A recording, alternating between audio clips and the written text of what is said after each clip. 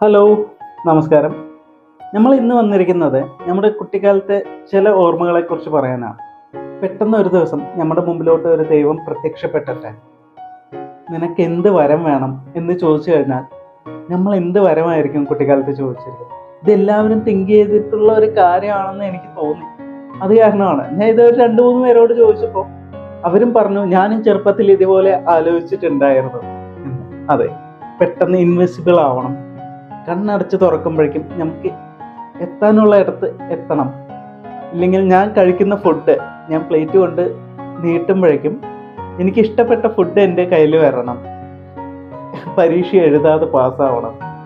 ഇത് പെൺകുട്ടികൾക്കാകട്ടെ ഭയങ്കര ഭംഗി വേണം, നിറയെ മുടി വേണം, നന്നായി ഡാൻസ് കളിക്കണം, അവരെ എല്ലാവരും ശ്രദ്ധിക്കണം.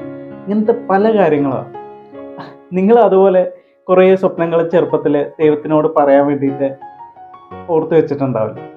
ഇങ്ങനെ തിങ്ക് ചെയ്യുന്ന ഫ്രണ്ട്സ് നിങ്ങൾക്കും ഉണ്ടെങ്കിൽ അവർക്കും ഈ വീഡിയോ ഷെയർ ചെയ്യുക. നിങ്ങൾക്ക് ഈ വീഡിയോ ഇഷ്ടപ്പെട്ടാൽ ലൈക്ക് ചെയ്യുക. നിങ്ങളും ഇതുപോലെ ആലോചിച്ചിട്ടുണ്ടെങ്കിൽ ആ കാര്യങ്ങളൊക്കെ കമൻറ്റ് ചെയ്യുക. Okay, thank you.